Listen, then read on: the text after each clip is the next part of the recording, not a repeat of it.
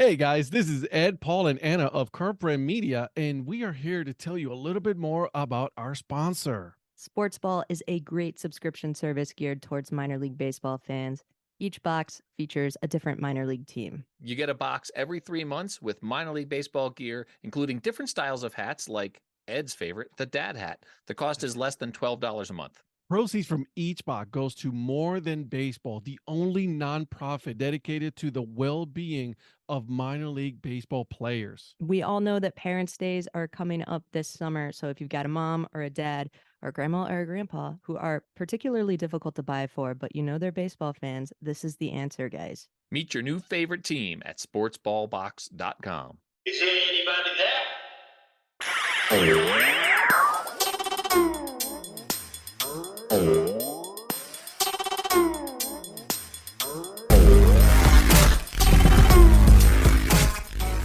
What's up, Data Crew? Ed here. And on this episode, I give you guys Logan Davis. He is the general manager of the Kingsport Axemen. We go over how he goes from a student athlete to becoming the general manager of the team in like a year. Seriously, guys, I'm not kidding you. This really did happen. Then we talked about how he grabbed an idea from the Otterbots and made it its own and really created another ambassador program for the team and how it has taken off from there. And in between, I give you guys a little interview with Eric Profit. He is the president ambassador for the state of Kansas. And without further ado, I give you the episode. All right. Well, I want to welcome you guys to yet another episode of the Data Chronicles. Obviously, come on now, you guys already know who I am. My name is Ed, and with me today, I have the general manager of the Kingsport Axemen, Logan Davis. How are you doing, my man? I'm great. I'm glad to be here. Glad to hop on the Dad Hat podcast. Nah, I love it. Thank you thank you for doing this. This has been a truly fun adventure with me interviewing a lot of people just such as like yourself. So thank you so much. Yeah, no problem. All right, so let's just start it easy, my friend. Sounds Growing up, how'd you become a fan of the sport?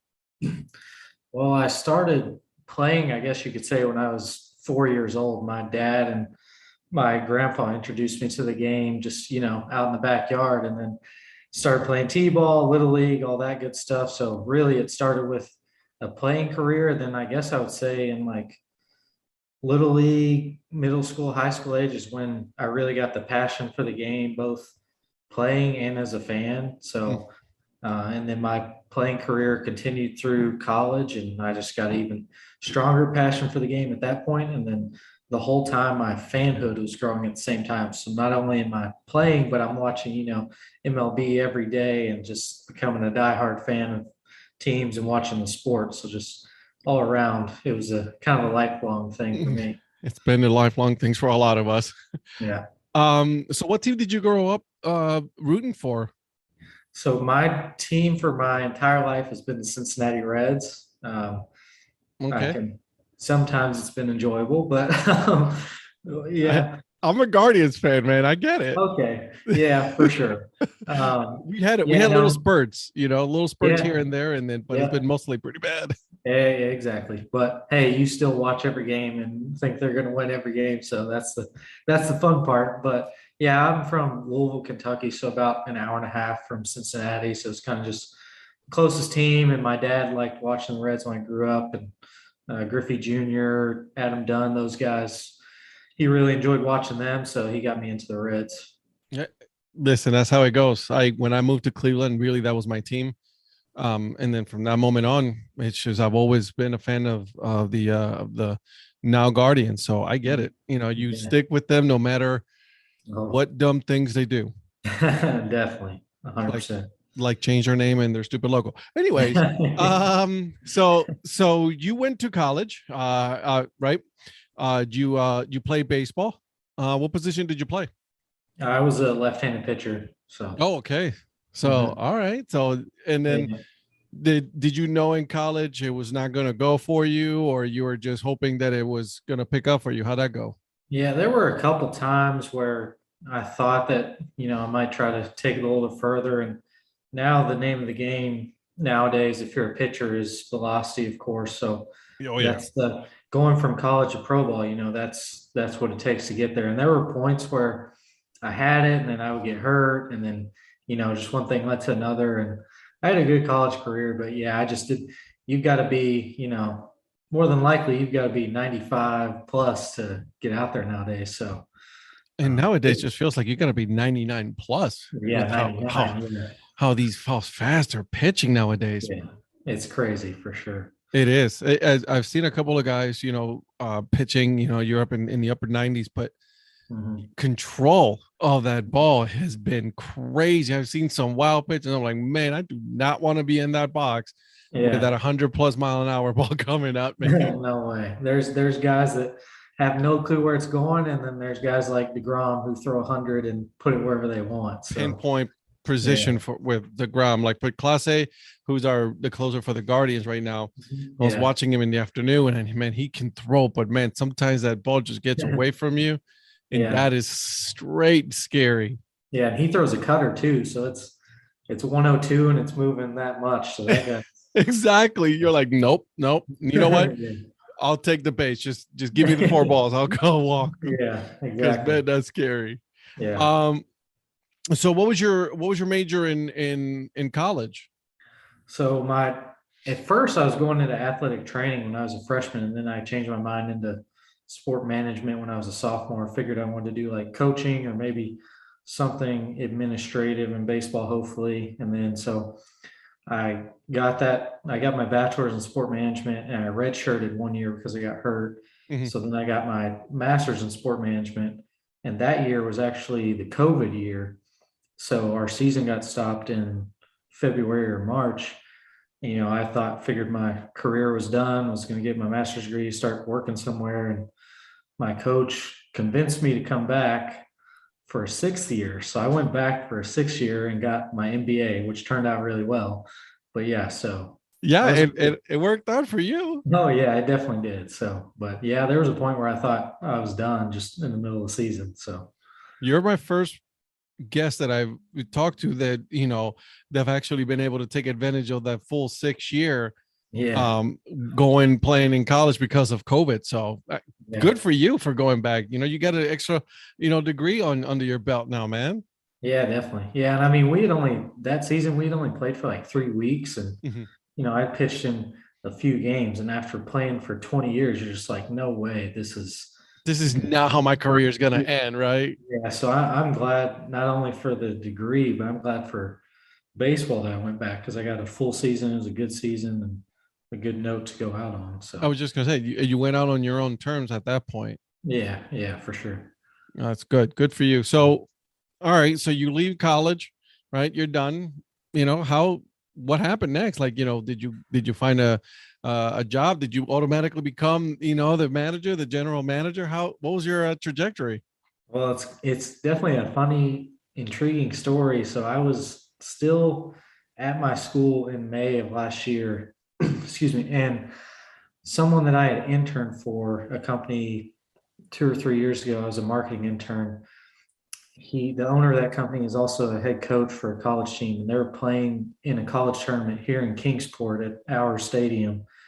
This was last summer, and he was speaking to our general manager last season, who was looking for like interns and front office staff. And the guy I interned for said, well, I have someone for you. Intern for me, did sport management. So long story short, I got in touch with our GM last season, and he offered me the director of operations position for the Axemen last year. And so I moved to Kingsport on a week notice. Oh and I got here 3 days before opening day last season. So that was a bit of a hectic time. But yeah, so moved here, worked last season. It was really fun, got a lot of valuable experience. And then after the season, and I kind of had been told this would be the case, but I got promoted to assistant GM under our previous GM. That was in August. And then our GM from last season took a job with the AA Tennessee Smokies. And then, so once he took that job, then I got promoted to GM here in January. So it was an interesting trail in like 6 months for sure. Oh my God. Yeah. You just went from director of operations, assistant GM, and then GM all Yeah. in what, a year and a half? Yeah. Well, really it was like May or June of last year till January of this year. Less So than a year. yeah. Yeah. It worked out. So the Smokies are actually our ownership group owns them as well. So that's kind of how he just climbed right up to the Smokies. And yeah. Gotcha. But yeah, it just all the timing and everything lined up and definitely worked out great for me. So, All right. So let me ask you this. So what does the director of operations do for the Kingsport X-Men? so last year as the director of operations, it was more like stadium operations, ballpark, game day operations, stuff like that. I didn't do much sales and marketing, which is basically the other half of the administrative side at this level. But yeah, it was really just like making sure the stadium was operational for game days, getting it ready for outside events, stuff like that. It was more stadium ops. You were Center. doing the grunt work, my man. Yeah, definitely. Yeah, my funny story. My first day, I showed up, had no clue I was getting into. I was just like, oh, I got a job in baseball. It's great. So I show up. We work, for a while. It's 4 days before opening day, and all of our outfield signs for the whole outfield wall had can't come in that day. So we go out to the outfield, and we had to. Our warning track is gravel. It's like 8 feet of gravel, and to get these signs on the wall, you have to dig a foot trench down. Oh my God. So my first day in baseball, I spent 3 hours digging gravel trenches, and I was like, man, I don't know, like maybe this isn't what I want to do. Maybe I don't know. Like, should rethink this right now? This is hard stuff, but no, it all went up from there. So it worked out.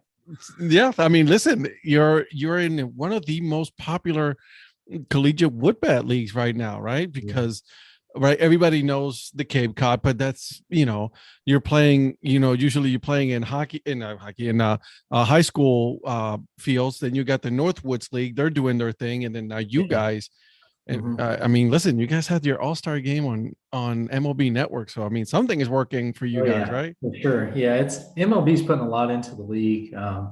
It's basically the underclassmen version of the Cape. So it's part of that MLB prospect development pipeline. So we're basically the feeder for the Cape, and then the Cape, those guys get drafted. Although we had a few guys drafted out of the Appy League last summer, and could have a few more this summer. But yeah, so they're really putting a lot into it, and yeah, really having a whole offseason to market the team in the league too has helped, which is why I think this year is going to be a much bigger year for the Appy League than our first season last year. Let's talk about that. Let's talk about that marketing side, because I'm someone who spent a little bit of time on social media, right? And it's been, at the beginning there was 2 teams, and then all of a sudden, you guys come in and you guys are, hitting it hard on the social media. Now you guys have your own ambassadors. Full disclosure, I'm one of them, Puerto Rico. Represent. Right. But it's one of those things that you guys learned from the year before, and then are applying all of that you guys learned into what you guys are doing now. Definitely. Yeah. I mean, social media is huge for us, and it's really huge for any minor league baseball team, because if you think about it, in Major League Baseball, that's where you have your fans that are like going to the game. They love the team. They want to see the team win. But from AAA down, yeah, you'll have some dedicated fans that want to see the team win all year. But other than that, it's really the entertainment, the promotions. That's what gets fans out to the ballpark. So the same thing with social media. I mean, it's just how interactive can you be with the fans? It's not tweeting something about, a score or a player every single day. It's like, watch this funny TikTok of our mascot, and maybe you want to come out to a game. So that's kind of the approach we have, is just how interactive can we get with the fans and entertain them and show them that's what a game's like. So, you know what? I know that I love when a team answers me, or, they respond to some tweet, because they're listening, right? Yeah. Like you said, major leagues, they already established, right? They know that you are going to go and show up to a game because of the players, because of what's on the field. Yeah, exactly. Minor league baseball, collegiate wood bat, right? Mhm. You guys got to, not just what's on the field, but also entertain and, Yeah. Mhm. interact with the fans. And I love it. I think it's great. You guys are doing an amazing job. Yeah, thanks. Yeah. Yeah, the ambassador program, that's something we actually got it from my friend Austin, the GM of the Danville Otterbots. They Mhm. started it. I give them full credit, because it was definitely their program first. He started it last January, I believe, when the Mhm. whole new Appy League thing came out, and he killed it. And I've been seeing a ton of it on social media throughout the whole year. So I hit him up. I was like, "Hey, can we do this? Because it's amazing." And he was just like, "Yeah, man, this is how I did it." So he helped me out, and we launched it. But yeah, ours has taken off too, and it's huge for us because we've got 45 people across 25 to 30 states just promoting all the Axemen content. What's up, guys? Really quick, just wanted to stop this interview with Logan to bring you another interview with Eric Profit. He is the president ambassador for the state of Kansas, and I thought that would be a good idea to give you guys a perspective of what it's like to be an ambassador for the Kingsport Axemen. All right, so I'll shut up now. Here's the interview. All right. Thank you again, guys, for joining me in this little extra interview with Eric Profit. Eric, I wanted to have you on because you are yourself an ambassador for the Axemen. Is that correct, my friend? That is correct. I am the president ambassador from the great state of Kansas for the Kingsport Axemen. How so obviously, the first team to start that was the Danville Otterbots, and we all know the story, right? Logan reached out and all that good stuff. So what attracted you to become the president ambassador for the Kingsport Axemen? When I kind of got involved with the minor league baseball community that we're on with Twitter, there's a lot of friends that I have on there that are ambassadors for the Otterbots. And one of my my co-host on my podcast is a ambassador from Mississippi for the Otterbots. And I wasn't following the Otterbots at the time, so I missed out on when they did that. But then when the other fellow Appy League team, the Kingsport Axemen, came out and said, "Hey, we're looking at getting some ambassadors from all the states throughout, let us know if you want to join." And I thought originally, yeah, I kind of want to do that. And then I thought, well, I don't really know anything about Kingsport, Tennessee, who used to be the Kingsport Mets, now the Kingsport Axemen. I didn't really know anything about them. Wasn't very familiar with the Appy League because they're, obviously out towards the East Coast, where I'm here right in the middle in Kansas. But then I thought about it a little longer. I'm like, what's it going to hurt? All they want you to do is help promote the team in your city, from your state. Whoever you follow, whoever follows you, they'll get to hear about it. I'm like, It doesn't cost anything. It's not going to hurt anything. So I sent them a message and say, "Hey, do you have anybody from Kansas?" And they said, "No, we don't. So if you'd like, we call our top tier the president ambassador. Then we have a vice president, and then I believe a secretary, kind of similar to what the Otterbots do." So I became the president ambassador of Kansas, and it's been a lot of fun. Just go out there and retweet and like and comment about the team. And they just started their league officially. I know this won't come out for a few days, but they officially started their league and their season tonight. So it's been a lot of fun so far. I love it. And I'm actually the president ambassador for Puerto Rico for the Axemen. I'm also an ambassador for Puerto Rico for the Danville Otterbots as well. So, and then of course, obviously my team, the sock puppets, I consider myself the super fan of the dad hats there. So, I'm with you. I like to promote the Appy League overall, because I think it's a great league, and they're doing a lot of good things, right? Who would have thought that once they lost their affiliation, that they would be so much more successful now than they were before. Exactly. And of course, a lot of people, when they came out with the ambassador program for the Axemen, were like, well, you're stealing that from the Otterbots. But I don't see why it would hurt for any or all of those teams in the Appalachian League to be having ambassadors, because it just helps grow not only the teams, but the league itself, from teams out in California that are super far away, or Correct. Washington, or even in Kansas. So I looked on the map and I'm like 15 hours away from Kingsport, Tennessee. Like I said, it's not a team that I typically would have heard of or know much about, but just having all these teams, because there's also a few other teams that are doing the ambassador program, but it just helps overall with the league and getting the name out there and spreading the word about the teams, the leagues, and the players, the coaches, the GMs, and everything like that. So why not, right? And if someone is going to come and say, it was like, oh, they shouldn't be doing it, like, you know what? You don't have to participate, right? Exactly.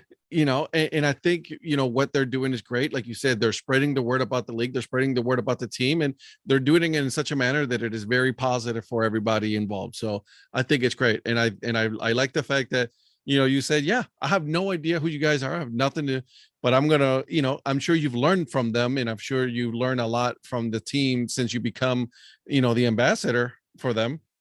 Exactly. Yeah. So we have usually at least once or twice a month a Zoom meeting. Logan Davis, the GM of the Axemen, will send a Zoom meeting invite to all the ambassadors. Then we hop on and he gets to go. The very first one we had, he took his laptop and did a virtual tour of Hunter Wright Stadium where they play in Kingsport. And then we just get to meet our fellow ambassadors. Obviously, you're an ambassador, so I've seen you on the calls before, our friend Patrick and so many others, George Falkowski. So it just, you get to not only interact with your friends you may already know, but a lot that you don't know, and then get to learn more about the GM, get to learn about the team. And it's just been a lot of fun. So yeah, I definitely, like you said, get to learn more about a team you may not typically know about. Yeah, absolutely. And I think the future is bright for this league, and the future is bright for this team. So thank you again for doing this. I just wanted to get you on because you're one of the ambassadors, and you have a positive outlook on everything in the minor leagues, and you're a positive voice out there. So thank you so much, my friend. Yep. Thanks, Ed. Go Axemen. There you go. All right, now that we got a little bit of background on what it's like to be an ambassador for the team, I get you guys back to your regularly scheduled interview with Logan. Which is key. Again, we go back to social media, right? It's all where it's all started. Yeah. Tell me about that support system, right? Because you're going to a rival team and, asking them, hey, what's up with this? And, and I've interviewed Austin. You're right. Dude is an amazing guy. Anderson, you guys are good dudes. And, you guys have all, done something for the sport of baseball within your community. And I think that's great. Yeah. Yeah. It was, I hit him up about it, and he was just super receptive. Like, he was like, yeah, man, it's been awesome for us. And I encourage you to do it just because the interaction you get. So there's a lot of things that we'll kind of work together. Like, I think in one of the initial tweets, where he was like, roasting us a little bit because we copied him, which he told me he would do. And I was like, for sure, do it. But in one of the tweets, I think I responded and I was like, enemies on the field, but one big happy family off the field. So yeah, it is. Pretty good play on words, but I mean, kind of true. Like, we definitely all work together and help each other out. We're in contact, all the front offices, pretty often. So it's, it's a team effort in some aspects. That's awesome. I love it. And you know what? It's only going to make the league better. Oh, 100%. Yeah, definitely. So how has it been? Tell me, has it been pretty much, being a GM, your first year, just drinking out of a fire hose? Yeah. I mean, it's definitely been a lot of, trial and error in different aspects. And luckily a lot of it's gone really well, but it's a lot of learning on the go, but luckily the best part is our GM last season, Steve Bryce, who moved on to the Smokies, was like an amazing example of what it takes to be successful in this role for me. So the whole time during the season, and then the couple months after the season before he moves to the Smokies, I was kind of just like taking all the information in from him, especially once I was promoted to assistant GM, and he was starting to kind of show me the ropes on some of that stuff. So he definitely made the transition pretty easy for me. And then, there's been stuff along the way that I didn't have experience with, but luckily Steve and our ownership have helped me out a lot. So we're going pretty good right now. So I'd love to hear that. Absolutely. That's great. All right. So how long are your work days? Are they pretty long? It just depends. Like, if you're talking about in the season, absolutely. But and the season is what sleep? What is that?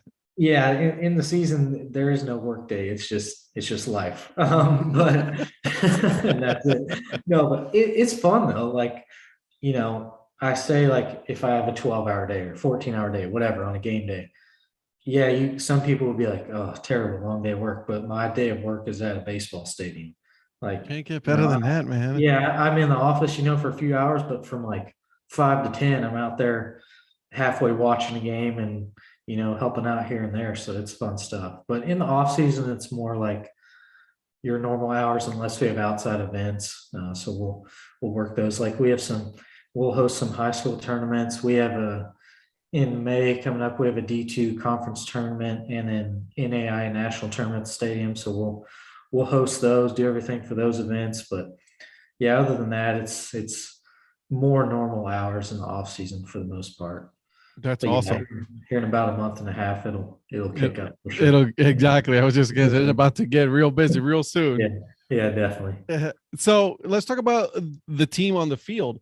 Now, did you have a hand in picking those players? How did that go? Were you drafting them? So no, so the approach we took with our team is we had our manager and coaches draft the team just because we felt like they're more well connected with collegiate players and they have a lot of knowledge in that realm and connected with different colleges and coaches. So and they did an amazing job. Like our manager and coaches in specific, they researched every player. They had their own draft board. They were super prepared. Like when their pick was coming up, they already knew far in advance who they were taking. So that's why I like to think our roster looks pretty solid right now because they're so prepared. So I like it. They killed it for sure.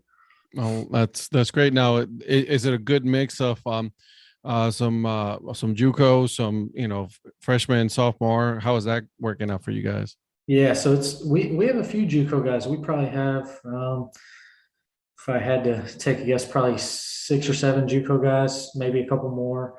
And then we've of course got a decent amount of Power 5 D1 guys and some other levels mixed in there. But yeah, I think it's a good mix. And something I said, if you were on one of our last ambassador Zoom calls, was talking about our roster, was those JUCO guys. Like a lot of people, I think, will look at Appy League rosters, whether it be this year, last year, in the future, and if they see a guy from Arkansas, they're like, okay, awesome. But if they see a guy from the JUCO they never heard of, they're like, this isn't UCLA or Vanderbilt. But what they don't realize is JUCO is basically the cream of the crop now.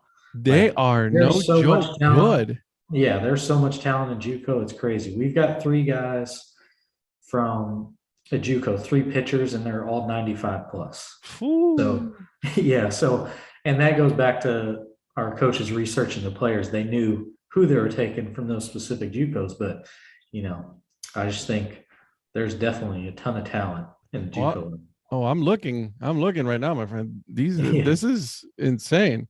Yeah, it's pretty solid. I like it. That's pretty cool. And then of course I see one from my native land of Puerto Rico, so I'm pretty happy with that. Yeah, Love who it. was that? So that is from Puerto Rico. That is your. Let me see. I just saw him. He's a catcher, Jamie Ferrer. Oh, from Florida State. Yes, sir. Yeah, that guy. It's funny you bring him up.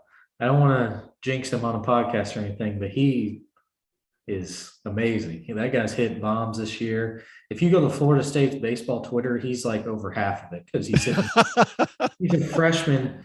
He's hitting like between second and cleanup most games, I think, and he's hitting walk-off bombs. He's hitting the RBI triple, and there's a video of him just like screaming. This guy, like, talk about who's going to be fun to watch this summer. I put him at the top of the list. I am excited. I cannot wait. And these guys are like, 19, 20 years old. And I'm like, oh. Yeah, I know. Yeah. And it's funny. I've asked a couple of, players that played in the Appy League last year. And they said it is one of the hardest things, but it was so much fun playing in the Appalachian League because listen, they became family, but when it was time to play, it was time to play. And you guys, and they played a regular minor league schedule. Yeah. And we're adding 4 games total this season. So not a ton, but a couple less off days. But Yeah, I mean, they're super competitive. That's why I think a lot of our fan base is really, they haven't been discouraged going from affiliate ball to this because they like watching the college guys because of how competitive they are. So it's fun to watch still. That's awesome. I love it. I love it. So without giving too much, right? Because obviously you don't want to give too much, but anything special you guys plan for this upcoming season for fans to enjoy it at the ballpark? Yeah, so a couple of our first promo nights are Star Wars night and Disney Princess night. So kind of, Disney centered. It'll be pretty cool. Both of those will have characters out. So Star Wars night will have a ton of characters roaming around, Darth Vader, etc. And then Disney Princess night, we'll have three Disney princesses roam around the ballpark. And then let's see, we have Margaritaville night. It's a pretty popular night. We had Now last we're talking. There you Yeah. go. Unfortunately, no margaritas. A lot of people ask, but we will have uh, beer specials on Coronas and Islands and cheeseburgers in Paradise, which half price cheeseburgers. Nice. So that's always a good night. And we have a Jimmy Buffett tribute band that night, which is great. That's awesome. Yeah, absolutely. And then the one I'm most excited for, which we're doing a promo video about it soon, but I can go ahead and say it. It's John Fulkerson night. So John Fulkerson plays basketball at the University of Tennessee. He started this year. He's really good, and he's from Kingsport. Oh, nice. Yeah, so we're doing 1,000 John Fulkerson bobbleheads and doing a giveaway in August. So being that he's a UT basketball player, which is in Tennessee, worship basically, and then he's from Right. yeah, and then he's from Kingsport. Like that'll be a really fun night for us. So You're gonna have 2,000 people lined up for 1,000 bobbleheads. So absolutely, yeah, yeah. We'll have to give something else. I think we're gonna try. It's not for sure yet, but we're gonna try to do a T-shirt that night too. So hopefully, if you don't get a bobblehead, you can get a T-shirt. offset, yeah, I was just gonna say that'll be pretty cool. That's awesome, Yeah. man. That I like that. My daughter would like both the Star Wars and Princess, Yeah, and if you for combine sure. them, she'll be even happier with that. Just so you know. Yeah, definitely. Yeah, we'll get a lot of kids at the ballpark for those two nights. So it'll be good for sure. I like that. I like that. So you give us a tour of the ballpark, which by the way, during the first, ambassador meeting, and I Mhm. love that. I think that's awesome. Anything that you guys are going to be working on the field this year that's new, or is just pretty much going to keep it like that for now and see how the season goes? Pretty much the same. I mean, there's been talks about stuff, of course, and with it being our second season in the Appy League, any big improvements or anything like that, probably wait a little bit on just to see how it How it develops. goes, yeah.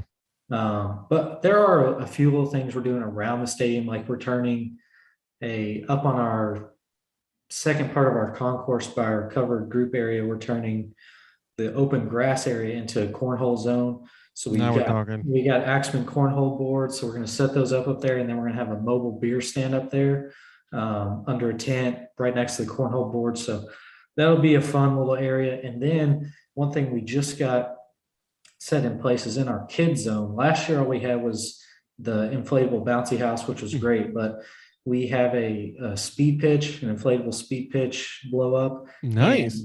And as of last week, we got a radar gun for it with a tripod. So we'll have the official speed pitch with the radar gun. Everybody can see how fast they're throwing. So that'll be a big upgrade. That's awesome. I love that. And Yeah. I guess more entertaining parts for not just the kids, but also for the adults as well. So Yeah. Oh, yeah, definitely. Yeah. I like that. Let me ask you, obviously, doing when everybody changed their names and everything, how did the area around Kingsport take to the new name of Axeman, right? Because a lot of times, like, oh no, we're the Mets, how was it pretty much, favorable for you guys? Yeah. I mean, I wasn't here for the The official rebrand, which would have been back in February or March. Steve, our GM last year, was here for that. And I think it was definitely probably a bit of a shock and surprise at first because the Kingsport Mets have been here for so long, and that's what the community was really into. So they were kind of probably taken back at first with a whole new league and a new name and new format and everything. But I mean, really, our season ticket holders and a lot of our fans in the community are kind of just dedicated to baseball in the community. So, after that initial figuring out what it was and the basis of the new league, I mean, they're super supportive. So, and now at this point, it's like everyone's on board. We'll still have instances where, different maybe businesses or people are like, is it the Kingsport Mets? And we're like, no, that was a few years ago. We're new league now, but We've been around for a couple of years, guys. yeah, We're the X-Men. yeah, well, it happens here and there, but it's usually an easy conversation. People are just like, oh, okay, that's cool. Nice. So, Well, it's a good thing, right? I was just going to say, it's good. It's like now you can educate that person. And just like, no, that's the past. This is where we're at now kind of yeah, situation. yeah. And we've left stuff. Like, we don't want to forget the Mets were here because they were there for so long. Like, I think in the tour I showed, there's a Hall of Fame, like, Yeah. board. Yep. Yeah. So all these names that were in the bigs that played for the Mets, some are still in the majors, but like that's still up in our stadium. And we still have some Kingsport Mets hats that we still sell in our store. So yeah, we haven't completely just, eliminated the dynasty that was there, but yeah, it's going well. I think I bought, like, when you guys were having the sale of the Mets, I think I bought like 3 other dad hats. Probably. They're on sale. So I was like, yep, give them, Yeah, that was a fun time. We did a blowout sale at the beginning of the season because we had a ton of Met stuff and a lot of cool stuff, but it went pretty quickly. Did some of it in the stadium, some online. And then what happened after the season was Steve and myself were in the clubhouse in the storage room, and we were looking at like 100 boxes of hats, assuming they were Axeman hats that we had left over from the season. We get to looking at them, and I was like, Steve, these are Mets hats. He was like, are you serious? Yeah, so we found about 500 more Mets hats. So that's when we went to social media and said, hey, these hats are $3 and $5. And we sold, I was taking like 40 packages to the post office every single day. They went crazy. That's hey, listen, that's more revenue for you guys to take yeah. care of. I mean, we started with like 500 hats, around about 500 Mets hats when we found those, and now there's about 15 left sitting in our team store. So it worked out, yeah. Well, I can tell you that you don't have any of the dad hats available because I'm looking online right now and none of them are available. So those sold out real quick. We found some Mets trucker hats that were super cool. We found about 25 of them. Those sold out in the first day. We put it online. Yeah. And it's probably, because we're selling them for $3 and $5, but right. Still, they went super quick. So yeah, I mean the logo that you guys have right now with that axe on the, I'm looking at the home cap right now. That's super cool. I like that one a lot. So yeah. All right. So I'm gonna ask you. All right. Are you getting more dad hats, man? Are we gonna get to see some Axeman dad hats coming? That's the plan. We're getting mock-ups from our vendor right now, and we're shooting for 3 new hats outside of the team hats overall, and one of the 3 is planning to be a dad hat. So now we're talking. Yeah, you might be in luck. Hopefully. Hey, listen, I will wait for that one, my friend. I will wait. Don't you I'll worry. hold one back so it doesn't sell out the first day. There it is. I like it. Yeah. I will hold you to that. Yeah. All right. So here we go. Are you ready for the best part of this whole interview? The part that you don't have to think anything serious? My famous, not so famous questions. Are you ready, my friend? Yeah, let's do it. All right. First question. You go to the ballpark as a fan, right? You're not working that day. What's your food and drink of choice? I would probably go cheeseburger and drink. I'm gonna take a wild card here. If there's like a frozen lemonade, I might go that route in ballpark. That may be your like major league parks, but that always hits really well at the stadium. It goes down real good. Does it on a hot summer day? Yeah. Okay. There are a lot of options there, but that's a different one. So I love it. Okay. Is a hot dog a sandwich? Yes or no? I'm saying no. I can't consider it a sandwich. You cannot, and that's a great answer. That is the right answer. There's no other answer. Yeah, maybe if people get really technical, then maybe it is. But it's Oh no, like, there's no technicality. Whoever tells you it's a sandwich are yeah, wrong. That's it. like This is if plain and I'm looking simple. at ham and cheese on wheat bread and a hot dog, they're not the same thing. Exactly. That's So, exactly what I'm saying. yeah, it's yeah. All right. So if animals could talk, which animal do you think would be the rudest animal? Maybe a gorilla, Interesting. I've heard that one. like aggressive. Yeah, Yeah, maybe. yeah, yeah. Yeah. It's either that, the one I hear is that or Chihuahuas. And I'm a Chihuahua guy and I can understand that one. My dog back at home in Louisville, my parents' dog now is half beagle, half Chihuahua, and the beagle part's fine, but the Chihuahua part, yeah, definitely. Like, so, yeah, you may be right. It is. Yeah, and he's only half. Right. I have a now I used to have two. I used to have a Pekingese Chihuahua and then I have a full breed Chihuahua. Mhm. Man, listen, she would bark at the air if you let her. Oh, yeah, mhm, But get scared right away, which I don't understand. yeah. So, all right. Growing up, who was your first celebrity crush? Shania Twain. Good answer. You didn't Yeah. even think about that. I was like, Nope. there it is, done. Yeah. Oh man, that's funny. Yeah, when I was young, I don't know what age, but we had like her concerts on VHS tape. And I don't know how old I was, but fun fact, I play the drums. I have since I was young. And that's kind of how I started is Shania Twain VHS was on the TV and I'm just like banging on couch pillows. I love it. You know And a what? few years. Hey, Yeah. that is not a bad crush, my friend. Not a Oh, bad not at all. strangest thing that you have ever eaten. Um, hmm,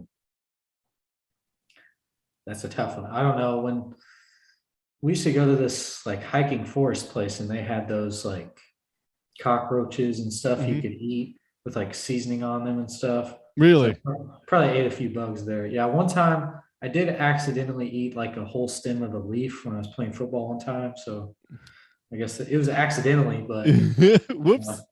I ate it. It happened. Yeah, so that's uh the best I got. there, right. Yeah, Let's see. Cake or pie? pie. Okay. What kind of pie? Well, I like pumpkin pie a lot, but I also like chocolate pie, apple pie. No- Any kind of pie at this point, right? Yeah, pretty much. I Yeah. like, yep. Mhm. Okay. What's a TV show that you recently binge watched? Yellowstone. I have not watched it. I heard it was really good. It's really good.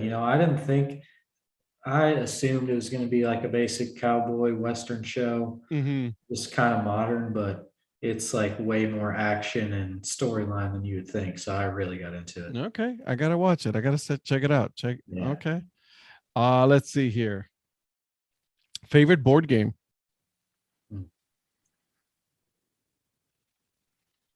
Probably Monopoly. I know that's basic, but my family had a lot of long, heated games of Monopoly over the years. So probably Monopoly, I guess. I like that. Well, that's a good answer. We don't play Monopoly in this house anymore. There's just say that fights ensued after this, and then we just ensued after that, and then we just don't do that anymore. Yeah, I mean, we probably borderline were the same way. So They have those 5 hour games, and then someone gets screwed over, and it's yeah, that's it. It's over. You don't Yeah. after that. It's over. yeah, definitely Early bird or night owl? night owl. I'm the total opposite. I'm up at 5:30. I don't understand. Yeah, I have to have coffee to survive in the morning. So So does my wife. My I wife tells wish me. I wish I was an early bird. I'll say that. It just doesn't. I just My sleep wife too tells late. me, "Don't talk to me until after I've had my coffee." I was like, That's "You're right. me. It's probably a good me. answer." I wish it wasn't, but that's me. Yeah, Tacos or burritos? burritos. You can walk with them. So that's all I'm saying. Yeah. All right, couple more here. Star Wars or Star Trek?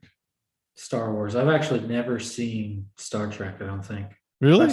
I've seen all the Star Wars. Yeah, I've seen them all the shows and everything. So I'm with you Yeah. there. I like Yeah. that. Mhm.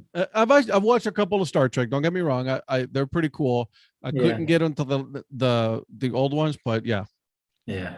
All right, deep dish or New York style?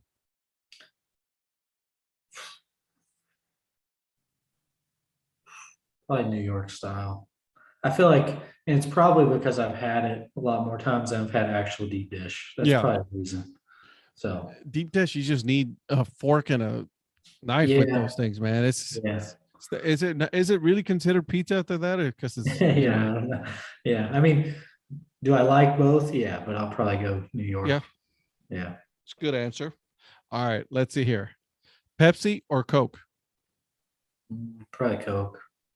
I don't drink soda a lot, but probably Coke. It's a wrong answer, but I'll let it go because you're pretty cool. Mountain Dew, I drink, every now and then I'll have Mountain Dew's pretty good. Yeah. I'll Mountain Dew do a in Mountain Dew all Tennessee. day long. Yeah. Mountain Dew in Tennessee is super popular. So Oh, is it? Okay. All Yeah. right. Okay. So again, thank you for doing this. Where can people find you and the team? So on Twitter, Instagram, and Facebook, it's all just Kingsport Axeman.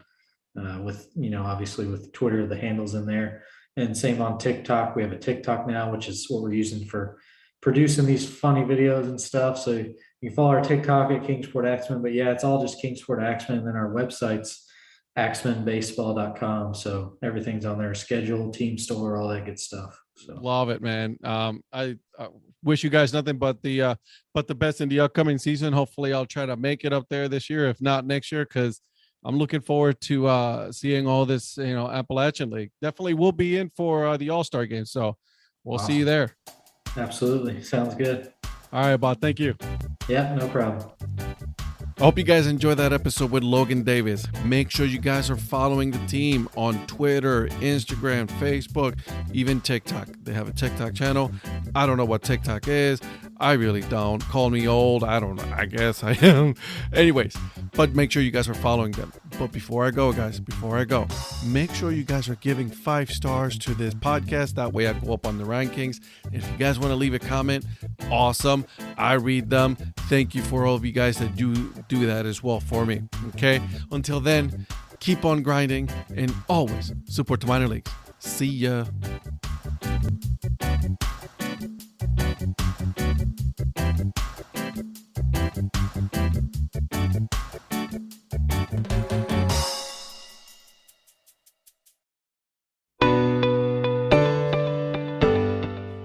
This podcast is part of the Curved Brim Media Network.